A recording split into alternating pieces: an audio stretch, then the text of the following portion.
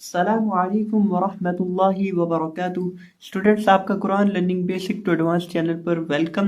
آج ہمارا نورانی قاعدے کی 9ویں تختی کے دوسرے حصے کا سبق ہے، اور آج کی اس ویڈیو میں انشاءاللہ عز و جل ہم نورانی قاعدے کی ان 3 لائنوں کو اور ان 3 لائنوں میں موجود تمام الفاظ کو انشاءاللہ تجوید کے ساتھ سیکھیں گے۔ ویڈیو کو لائک کریں۔ آئیں بڑھتے ہیں اپنے آج کے سبق کی طرف۔ اعوذ باللہ من الشیطان الرجیم، بسم اللہ الرحمن الرحیم۔ میم کھڑی زبر ما، لام لے لی، مالی، کاف زیر کی، مالکی، میم کھڑی زبر ما، لام دے لی، مالی، کاف زیر کی، مالکی۔ اور اگر اس لفظ پہ وقف کرنا ہو تو مالک، سمپل کاف کو ساکن کیا جائے گا۔ شین دبر یا شئی، حمزہ دو دیر ان، شئی ان، شین دبر یا شئی، حمزہ دو دیر ان، شئی ان۔ اور وقف کی صورت میں شئی، اس کو تھوڑا سا لمبا بھی زیادہ کیا جائے گا اگر یہاں ہم وقف کریں گے۔ دیکھیں یہ جو لفظ ہے، یعنی اس کے اندر ہم اگر وقف کے بغیر پڑھیں آگے سے ملا کر تو ہم شین کو لمبا نہیں کریں گے، بالکل بھی لمبا نہیں کریں گے، اور اگر ہم یہاں وقف کریں گے تو پھر اس کو لمبا کریں گے۔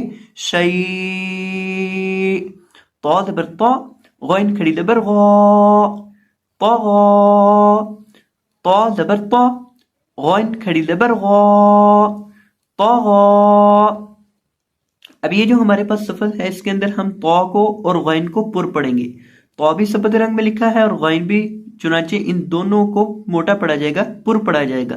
طا کو بھی موٹا پڑھیں گے اور غین کو بھی۔ یہ دونوں حروف مستعالیہ ہیں، حروف مستعالیہ موٹے حروف کو کہا جاتا ہے۔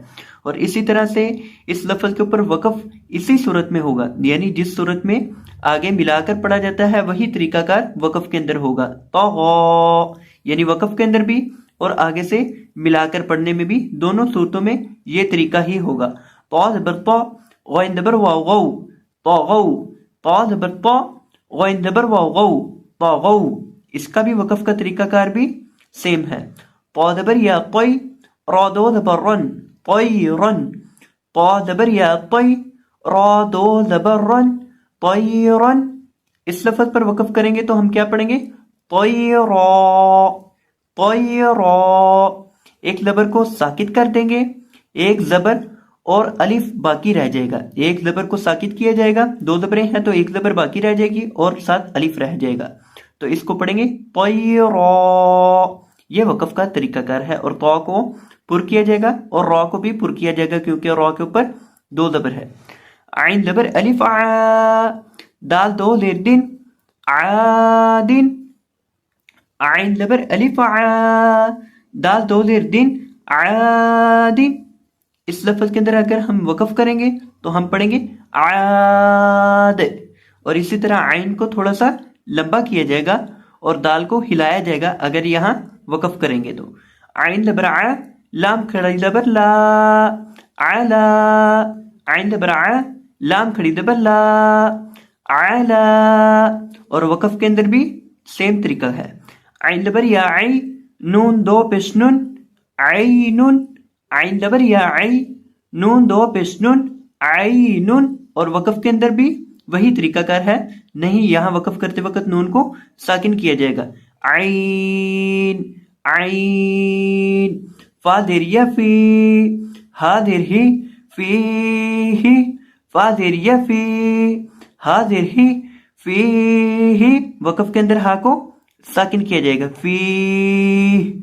قاف زبر الف قا، لام زبر لا، قال، قاف زبر الف قا، لام زبر لا، قال۔ یہاں قاف کو پر کیا جائے گا، قاف کو موٹا کیا جائے گا اور ساتھ الف کو بھی موٹا کر کے پڑھا جائے گا۔ الف کو کیوں موٹا کیا جائے گا؟ کیونکہ الف موٹے حرف کے بعد ہے۔ الف موٹے حرف کے بعد ہو تو موٹا ہوتا ہے، باریک حرف کے بعد ہو تو باریک ہوتا ہے۔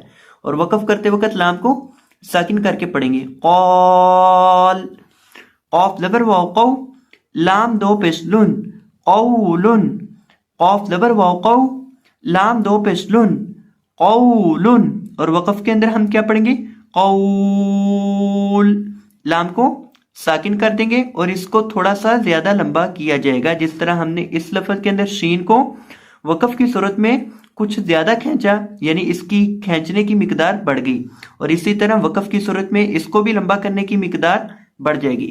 کاف زبر الف کا، نون زبر نا، کانا، اور وقف کے اندر کان، کاف زبر یا کئی، دال تو زبر دن، کئی دن، اور وقف کے اندر ایک زبر گر جائے گی اور ساتھ الف باقی رہ جائے گا اور پڑھا جائے گا کئی دا، کئی دا، کاف زبر یا کئی، فا زبر فا، کئی فا، کاف زبر یا کئی، فا زبر فا، کئی فا، اور وقف کی صورت میں کیا پڑھیں گے؟